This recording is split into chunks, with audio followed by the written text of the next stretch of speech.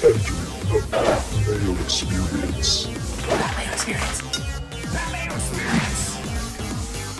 Mayo Experience. Experience. Welcome to the Pat Mayo Experience, concluding our rankings, summit, debate, whatever you want to call it, on tight ends. This will be fun and long and all that jazz. How about this? Your favorite sleeper tight end in the comment section. Give it a like. DK handle, favorite sleeper tight end. Boom, you're in a draw for some DK bucks. Get ready for week one by having some extra DK bucks in the account, or maybe we're going to do the draw at the beginning of August, maybe getting like the PGA Championship Millionaire Maker. God forbid, play like September baseball or something crazy like that. Garion Thorne is here. I'll advise you on your September baseball picks. Where can they do that? DK Playbook. Or at Garion Thorne. Or at Garion Thorne also. That's true. I guess either way works. Yeah, you can follow along with these rankings. You can find in the description. You can find the rankings list. You can go to dkplaybook.com. If you find one, you find the list of all of them, because all the links are at the top of the column. Or just go to my Facebook page, facebook.com/thepme, and the draft kit is pinned to the top, and you can find everything, every show, every podcast in there as well. But it is not just you and I, Garion. There's a third member of the team to bring in. It's Tim Andergust. Tim Andergust. That's not my name. All right, you ready to talk tight ends? Because I don't care. I don't care about tight ends. Let me give you my rankings. Gronk, Kelsey, Ertz. Those are the three good ones. There should be a wider space. I should have used... Like, the second tier should be no names. Okay, what if I just put it... start at the third tier. I'm doing these in tiers, so Gronk, Kelsey, and Ertz. Maybe I just should have put them in bigger font. Something. And put the rest of the guys in Comic Sans. It's tight end. Who cares? So what do we do at tight end? How about that? Do you splurge for Gronk at the end of the second round? Tim, is that something you would do? Well, he's going in the third now, isn't he? Nah, 22.7. Okay. I'm not opposed to it. I mean, I'm not necessarily saying that would be my conventional pick. In part because I like Kelsey slightly more than Gronk, but I like them both quite a lot.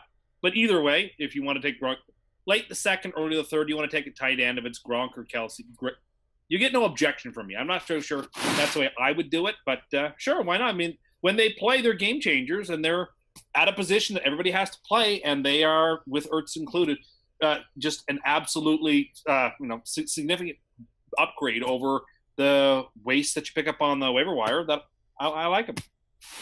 I have no problem taking, like, it depends on who's left there in the back end of the second round, but I think I like one of the top 10 wide receivers down below a little better, and I know I can get them late. So I will this year be passing them. Yeah, but I think you're going to get probably two chances, one in the second and one in the third, at grabbing one of these three guys. And I think, like you said, it's all about who's left in that Ertz is going situation. the latest. I think he's going in, like, the late 30s in terms of picks. That's like 36-ish. That's what, like round 4? 36 would be the last pick of the third round. So. Yeah, 36. So you might be able to get him at the swing. Yeah. Let's say. If you pick it, like, pick number 12. Which is probably a lot more digestible, too. I mean, getting a tight end on a swing pick where you can also pair him with another player, that would maybe mitigate some of the worry about, like, because whenever you take a tight end, and again, these are PPR rankings. Yeah. If these were standard rankings, I would not have Ertz as a part of this tier. No. The touchdown expectancy is not nearly that high. He wouldn't shake your hand. That was the best move he ever pulled. He gave me a fist bump, but he wouldn't shake my hand. But I think the way to go here is, if you're not going to take one of those three, take Delaney Walker, because he's going like the 10th round. That's the thing. Wait on Delaney in the 10th. I mean, even Jordan Reed's going as like a 10th round pick. Like, again, with the level of quality players left in the 10th round. Not to say you're not going to find someone in the 10th round who's going to be amazing this season, because you will. That always happens. But who knows who that's going to be? Who knows who that's going to be? And with what else is going off the board, like... You think what? Graham in the 10th or 11th is pretty interesting. Because Aaron Rodgers is quarterback, who knows? Graham is not going in the 10th or 11th. Graham is not going in that as spot. tight end 4. He's going in like the 5th or 6th round. Okay, then that's way too early. Yeah. Yeah. See, and that's the problem. Graham is just the best case scenario or touchdown or bust. Yeah, and there's no you're milking all the value out of him when you take him in the 5th round. Exactly. Yeah, you now need him to be good. He's also washed up. Well, here's the thing with Jimmy Graham. Yeah, he could catch 16 touchdowns. If he catches 16 touchdowns, he still may not even be the top 3 in tight ends. There is no way he gets nothing. to 600 yards this season. He does nothing between the 20s. Yes. I agree. He could be an effective real life red zone player on this team. He will probably get close. I would say he's going to have at least 8 touchdowns this season. Okay, over under 3 2-touchdown games for Jimmy Graham. Ooh. over. But he'll be like our friend, like when our friend Mark drafted the bus, and all he did was score 2-yard touchdowns all year. That's true. That's who Jimmy Graham is. It has value, especially at tight end. But with where he's going, it just doesn't make sense. More 2 touchdown games or less than 5 PPR point weeks. I think it's the less than 5. That's the problem with Jimmy Graham. But that's the thing. He becomes he's every tight end, and that's why there's very little separation between these guys. Like again, just find any sort like Kyle Rudolph. Yeah, he's the guy I want to have circled. And that's the thing. Like I like him. You like the Notre Dame guys? Do you? Do you like? Do you like? Wait, who's throwing Kyle Rudolph the ball though? A very poor quarterback. Ah, right. But he's gonna have to check down because I mean, listen, his desperation and checks downs are what made Reed a very good quarterback, and so I suspect that will make Rudolph. Or sorry, Jordan Reed's exceptionally talented. He just can't stay on the field. So is Rudolph. I think I like Kyle Rudolph. I won't hate on you for Kyle Rudolph, but he is nowhere near as good as Jordan Reed is when they're both 100% healthy. Well, that's the problem with Jordan Reed. He suffers from a perpetual case of the dizzies. Oh yeah, again. Or he like falls down the stairs and like hurts his forearm or something. He has weird the injuries he comes up with are just bizarre. Yeah. The concussions are one thing. I think he's had like 58 at this point. Which is a problem. Yeah, it's not great. He's not getting through this season without missing a game because of a concussion. No, that's 100% going to happen. But like realistically, like I have Jimmy Graham ranked above Jordan Reed, obviously. But what do you think the percentage chance Jordan Reed actually outscores Jimmy Graham in fantasy this year? Like 40%? I was going to say like 45%. Yeah, less than that, probably 30%.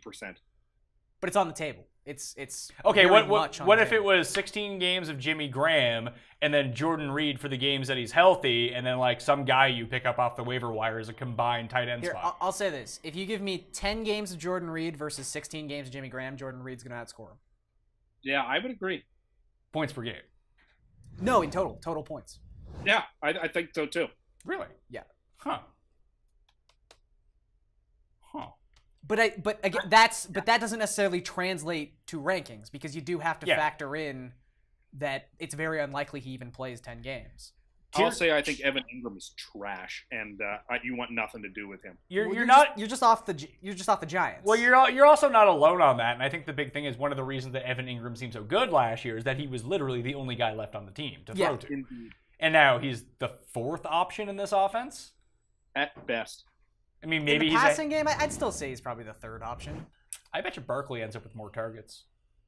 Yeah, that's actually probably true. He might get more. Like him and Shepard could be like after Beckham guys. I don't know. Like and he wasn't all that good anyway. It just he was such a volume player, and if you take away like 40% of his targets, how good's he really going to be? Yeah, I mean, look, I think he's a talented player. I don't want to disparage him too. No, and he can get better. So much of it was volume. You're right. But it speaks to tight end. Like, I'd rather... Ingram's going, about a round and a half after Jimmy? I believe so. I don't really want either one of them. No, neither do I, but I'd rather have Ingram if you're asking me between the two. There is no way a team I have has Jimmy Graham this season. There we all part ways. I think I would take Graham over Ingram. Not that I'm in love with Graham by any means. Well, I mean, so if Ingram's in like early 7th versus Graham as a 5th round pick, you'd rather spend the 5th on Graham? Only because I think Ingram is not going to return any value. But if you were given the option to do neither, you would do neither. Correct. I would pass. That's fine then. I mean, objectively, I would rather have Jimmy Graham if we take cost out of it, I'd rather have Jimmy Graham than Evan Ingram. But I think he is the one where it is most important to factor in cost. Sure, but the other guy who's going in that similar range is Greg Olsen. I just much prefer to have Greg Olsen. Or agreed. Delaney Walker is going like 20 picks after all these guys for some unknown reason. Probably because he's he didn't have the greatest season last year. It was fine. But it was fine, yeah. I would take Olsen ahead of him, though. I would. I would go Olsen. Olsen's I have it, Olsen Walker. Those are 4 and 5, and they're on a tier by themselves. I just think that if you're trying to mine some consistency at a tight end is in PPR scoring, those are the two guys. Yeah, Delaney's going to get 5 to 7 targets a game. Yeah. Which for a tight end is fantastic. No, I agree with you. Yeah, but you've already told me he's dealing with the worst quarterback in the only guy in the league on the quarterback show who you said wasn't in the running for MVP. He isn't. He's not in the running for most valuable Vikings quarterback. The funny thing is, he is very much in the running for MVP. If the Vikings win 13 games, which they are probably capable of doing, he will be in the MVP discussion. We'll see about that. The NFL is contractually obligated to give the MVP award to a quarterback, so just pick whatever team is going to win 12 games. Trash. I like Kyle. I like Kyle too. He's a He's very fine. serviceable. He's really good. I would have Rudolph behind Jimmy. Like right by. I mean, maybe I'm just buying the hype, but it doesn't seem like Trey Burton's going to play tight end at all. He's just going to split out and play slot receiver. I like Burton a lot too. And I think he just might out target these guys by a substantial margin. And I don't. He's a big question mark. He hasn't. His price point isn't ridiculous. Not yet. I think it will be. It'll probably get there, but maybe we'll see. But like, if we're talking about targets among all these guys and upside amongst all these guys, like, if at the end of the season you told me one of these 5 guys, Graham, Ingram, Burton, Rudolph, or Reed, ended up inside the top 3 at tight end, it's probably Burton, but he just might not be good. Well, that was it. I think there's no chance he can finish as the 8th tight end.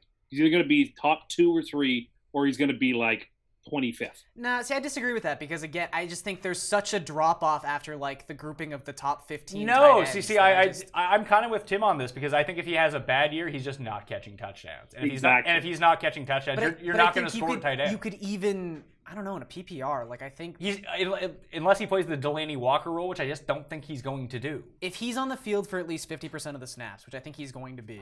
I'd say almost most certainly he will be. Well, yeah, I think there's no way he doesn't finish as a top 12 tight end. Yeah, I like Trey Burton this year. I think he's a fine guy. I'm just saying, I think the floor is a lot higher than you guys think it is. Okay, maybe it is. Maybe you're right. This next tier, we got George Kittle Me Timbers. He's right there. He's followed by Vance McDonald, Vance Refrigeration, Jack Doyle, Ben Watson, and Tyler Eifert. In early drafts that I've been doing, this is where I draft a tight end. Unless a lot of Vance. Unless Ertz falls to me, I'm drafting Vance because Burton and Kittle are sort of like sleepers that people like. Yeah. So their ADP is going up a little bit, but like Vance and Ben Watson, I got a lot of Ben Watson. Well, man. it's a funny. lot. I feel like Vance, in a situation that became advantageous to us, when he signed with the Steelers so late last year, and people were like, he was traded, wasn't he? He was traded, but it was like it happened so late that people still thought like, oh, he could be good. He's on the Steelers now, and he didn't live up to that hype at all. Yeah, because he was hurt. Because he was hurt as well. But it was just like the timing was strange. The whole situation was off, and now people are like, oh, he burned me last year, even though you shouldn't have really put yourself in a situation to be burned by Vance McDonald. And now people are like off him. And I think he's in a really good spot. Yeah, like this whole like Kittle is someone who's going to be drafted, but Vance, Doyle, and Doyle's just a luck play. Like, I mean, do you worry about the Ebron thing? That's probably Ebron has alligator arms and cannot catch. That's tough. But they still signed him. Jack Doyle also can't block. That's true too. But neither can Ebron. No, it's a really strange situation. Really weird signing in general. That seems odd. I prefer Doyle to Ebron. Do you know? Oh no, I'm just saying. Like, and if Brissett plays, I want he to get likes into throwing to Doyle. That's fair, but I'm just saying if I want to get into a situation where I'm mining for touchdown upside, do I really want to be looking at a guy who's in a? I'm going to move Ben Watson up one. Good. I would rather have Watson than Doyle. I just think anytime you're taking a situation that already has such little upside and then not cutting it in half, because I agree with you, Doyle is clearly the better guy, but even if Ebron takes 10 snaps from Doyle a game this season, that's not a situation I want to be part of. Well, and if you want to talk about upside, I think of this group of tight ends, Eifert. The guy with the highest upside is Tyler Eifert. When he's healthy. You're not wrong, but when's he healthy? That is why he is barely ranked outside of the top 10. So Tim's favorite players are just all Notre Dame players. Perfect. They are tight end to you. So basically, every position debate show we have, I have every Notre Dame player underranked according to you. I didn't make any comments on the quarterback show to that effect. I'm talking about just now. Because they don't have any quarterbacks. Well, he told me off air that he thinks that Deshaun Kaiser is really going to push Aaron Rodgers for the starter job. I said no such thing. And then they're going to get the fucking colostomy bag back. I was going to say, get him back into the league. He is a reliable backup. I don't need to rehearse my argument. Eifert, when he's healthy, is a game changer. Is he, though? When was the last time he was actually a game changer? Like 3 years ago? 2 years ago. But he's healthy. I mean, again, he is from a percentage basis one of the greatest red zone targets we've had in the last 5 years. Sure, but that offense is significantly worse. Sure, that's fair. But like we were sort of saying with the Eli Manning thing, Andy Dalton gets significantly better when he has a healthy Tyler Eifert. So Garion's there are factors in. Look, I hate that I agree with you, but like Eifert and Rudolph are skilled tight ends, and they're skilled in the position. I never said I disliked Kyle. Oh, I know. I'm just saying, like, I don't want to seem like I am also being a homer here. But I'm not being a homer, yes, you by are. the way. It's just you have liked every single player, every single position who had played for Notre Dame. You have said you like them this year. Even Michael Floyd, who's probably passed out at a stoplight drunk right now. Get him on your team. No, I don't feel that. He's way. just sleeping. It happens that the Irish pump out a lot of elite talents at tight ends, and those guys happen in the NFL. Miami's done more. Tim, are you gonna draft? Did Rhett Ellison go to? No, but Or is he a USC guy? No, crap. but if Samardzija had played in the NFL, he'd have been a top tier tight end from Notre Dame. Tim, who's the guy who's the backup tight end of the Dolphins now? Durham Smythe. Durham Smythe. Right. Tim will have him as a sleeper at some point this season. Got to pick him up. So McDonald and Watson are the two sleepers that I like. Guys that just aren't being drafted that I'm fine with as my week 1 tight end. Yeah. I'll just play it by ear from there and stream. That's... People love Ricky Seals-Jones. Yeah, I think that's hype. Not so much. Yeah, it's a cool name. Honestly, I think that's a lot of it. Okay. I really do. Great, like December too. How about if you just want the absolute floor of tight ends, you can draft Charles Clay. Yeah. I mean, they got no one to throw to. I think we all get into a spot where we're gonna have to play Charles Clay some week. He is the designated waiver wire tight end if you're on a bye week or something. Tight end goes on bye. Yeah, the weeks where like there's always the team that's just atrocious against tight ends. Yeah, or the 6-team bye week. But you know what I mean? Like there's the week where there's the team that everyone picks on for tight end, so inevitably someone beats you to the waiver wire for that tight end. You're just like, well, I guess I'll get 4 points from Charles Clay. Sweet. So some interesting names to throw around. I'm not really interested in the Tampa Bay guys because I think they just pilfer from each other unless it's clear that like Brate becomes the red zone guy. And I think both these guys being active and being on the field, Howard's a much better blocker than Cameron Brate, so you might see more routes from Brate. But I think that as a whole, it's why I've downgraded a lot of the Bucs. It's not the quarterback situation. That doesn't really concern me between Fitzmagic and Winston. They just have a lot of players that cancel each other out. Yeah, it's just there's so many guys and they're all huge. Like the only guy who I know is like not getting red zone targets is Deshaun Jackson. Yeah. Maybe Hump Daddy, Tim's buddy. Hump Daddy. Hump Daddy lost his job to Chris Godwin. Poor guy. Rest in peace, Hump Daddy. David Njoku, maybe. Yeah, it's all a stab in the dark. This is all wishful thinking. I think stuff. the most important thing to take away from this is, like you said, if you're in a situation where I would venture in a 10 or a 12-man league, Vance McDonald and Ben Watson are not going to be drafted. So those are kind of the guys that at the back end, those are the two you should be looking for. Those are the guys you should be looking for on the waiver wire if you're someone who doesn't even draft a tight end. And I know like Steven Anderson, who I think you're about to talk about. That is Mr. Anderson. Yeah, it's just an interesting spot. That is his name. It is Mr. Anderson, yes. Yeah, I mean, he's athletic. I don't... Teach him how to be like a real receiver in the NFL. Yeah, boom, you're good to go. Like he's not going to block. I'll tell you that. He's not going to block. And listen, DeAndre Hopkins is going to have like quadruple coverage. They're going to have a safety on Will Fuller for the games that he's healthy. Tim, do you think he's underrated this year? Will Fuller? Yeah. No, I think he's properly rated because he's really good. He's like pinching his own arm. It's just he's a forgotten. Steven Anderson's a forgotten man in that offense, and we saw that tight ends can have a role in the Texans' offense. Except there were 3 of them. Now there's 1. Yeah, and he doesn't have a case of the dizzies yet. I think he actually did get a concussion last year at one point too. They all just get concussed. Luke Wilson's in Detroit. He is their tight end. Yeah. Star of such films as Bottle Rocket, a personal favorite of mine. But if Royal Tenenbaums. He's double L Luke Wilson, but like. We all liked Ebron for all those years. Ebron couldn't catch. And he still was like a top 10 tight end towards the end of the year. But they got to a place where, was it David Fells? Daniel Fells? It's one of them. I get them confused. Whatever Fells. For a while, I thought they were all the same guy. I thought... Fells. Well, Fells and Ebron were similar numbers, and I used to get excited because I thought Ebron actually caught a touchdown, but it was always Fells. So I guess there's 2 ways to look at that. 1, Ebron's just so terrible that Matt Stafford was looking away from him. Or 2, if you're optimistic... Matt Stafford clearly wanted to throw to a tight end in the red zone, but, it wasn't going to be Ebron. Hayden Hurst? Do you have any faith in rookie tight ends? Because Ingram did play well last year. What about your boy Mike Glecki or whatever the hell his name is? Gesicki? Yeah. I mean, again, he's just... Wasn't he the kid from Jerry Maguire? No. I mean, I have a tight end he's not a rookie, but it'll be his first year playing. That's Jordan Leggett. I think, that's good. I'm sorry, I missed who you said. Ian Leggett. The Canadian golfer, Ian Leggett? Yeah. Jordan Leggett is a deep play. He's a really skilled guy in an offense with an offensive coordinator who likes using the tight end. but it remains to be seen whether he can translate it to the pros. But it's the problem, though. Like, you don't need these guys. It's fun to do this with wide receivers and running backs. You just don't need these guys. But if I'm in a keeper league, he's somebody I'm looking for this year because there's a 10% chance that this guy could be a star tight end on a team. I was trying to figure out who this guy was because I had legit never heard of him. Neither had I. He's the Jets tight end. Oh, okay. Should have just guessed. I was reading this blog not long ago. Okay, when you say you were reading this blog, was it on a Jets message board?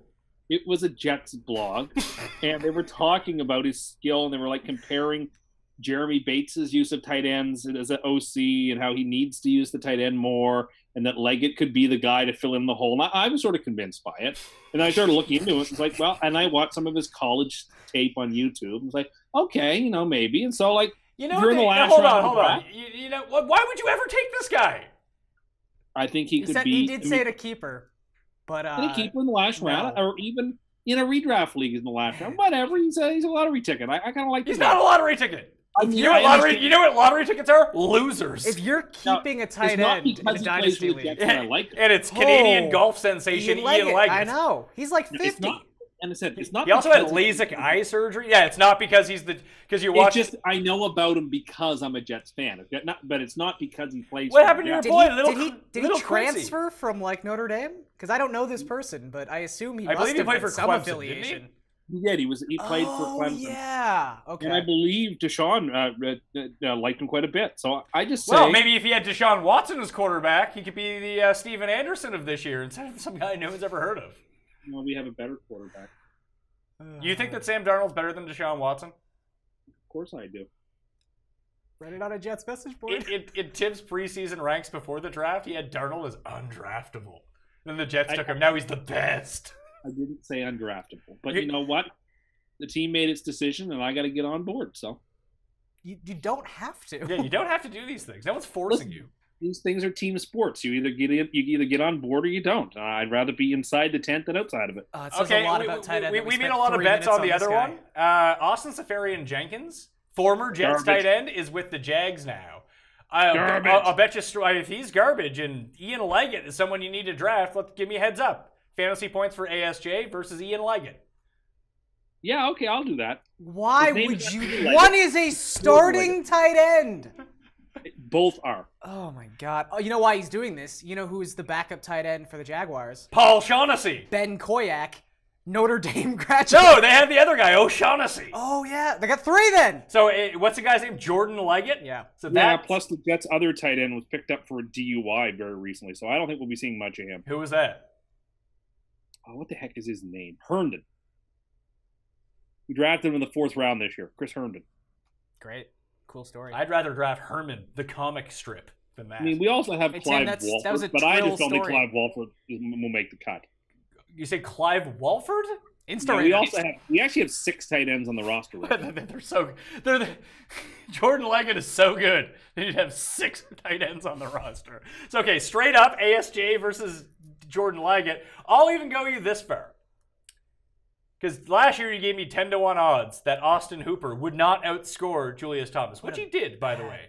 I will take the Jags' 3rd-string tight end, Paul O'Shaughnessy, or whatever the hell his name is, versus Jordan Leggett fantasy points at 10-1. Okay, you got a deal. Wait. Hold on. You're laying me 10-1, or I'm laying you 10-1? No, you're laying me 10-1. I'm taking okay. It's a third string tight end for the Jags, Tim. Never mind. No, I'm not making that bet. I'm not laying you 10-1. All right, give me 8-1.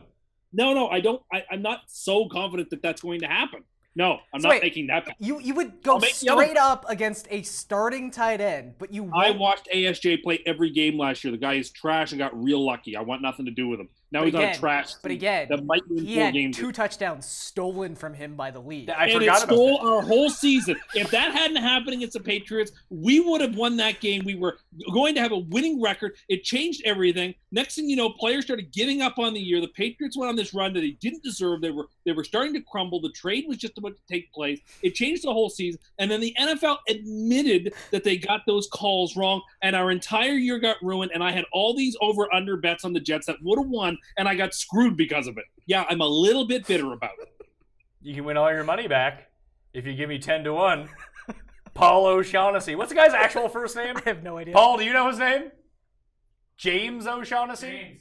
James Is it O'Shaughnessy. That doesn't even sound right. It should be more Irish, I feel. I Anyways, Patrick. Patrick. Patrick No, that's not it. No. You're thinking of Patrick O'Sullivan, the hockey player. I gotta go. All right, you got to go. Yeah, we've talked about tight ends. Oh, if Jordan Reed is like injured in training camp, Vernon Davis is a top 10 tight end. Avern! Hey, Vern! Completely agree. Yeah. Best handcuff tight end of the biz. What will you give me odds that Vernon Davis in one game outscores Jordan Leggett? I'll give you that. I'll take that bet that Jordan Leggett's season is better than one game from VD. Vernon Davis's best I get game. the best Yeah. game of Vernon Davis versus all season with Jordan Leggett. Deal. What sort of odds do I get on that? Even money. That's how. You're the one so- At least You, give you, it you have to give me odds on this. You're betting me Nope. straight up with a guy for his season odds. So you have such little Oh confidence. no, he's Okay. He's caved. 3-1. 10-1. That's what you're gonna get. No, give me that. I'm taking one game of a guy versus a season of a guy you think people should draft. You won't bully me. 3-1, or that's no. 10-1. Can you at least retract your statement and just say that Jordan Leggett sucks? Then, please. Jordan Leggett could be quite something. I'm using the condition You just said he was draftable in a redraft league. in the last round as a lottery ticket. But you do not have enough confidence to take a bet that his season totals won't outscore Vernon Davis's best game. Here we are. Man of the people. Tight end. Tight ends. There we go. We got over 25 minutes. Garion's got to go. Follow him on Twitter at Garion Thorne. Of course, you can follow me at the PME. And the biggest thing that you all need to do, besides giving the episode a like, leaving your favorite sleeper tight end, is that what we said? Sleeper, yeah. Sure. And DK handle in there. I'll do a draw for some DK bucks. You have the sage advice of Jordan Leggett whisperer, Tim Andergust. Tim Andergust. That's not my name. Go Jordan Leggett. You're going to win and make you guys all look like fools. And I knew it. I'll get all the credit. What about when he scores 0 points this year? That won't happen. How about 5-1? Meet me in the middle. Yeah, all right. I'll give you 5-1. All right, Vernon Davis's best game versus the season for Jordan Leggett. I like it. let's At do it. 5-1. There we go. PPR or standard? PPR. Okay. All of these bets are PPR. We're doing Yeah, PPR rankings. that's by the way. fair. All right, that's Pat Mayo Experience. iTunes, Stitcher, if you want to listen to it audio-wise. The description, the entire draft kit, same as my DraftKings page. I think that's everything. Check out the rankings on DKPlaybook.com. Full tiers. All right, I'm Pat Mayo. Thank you for watching. I'll see you next time. Pat Mayo Experience! Experience!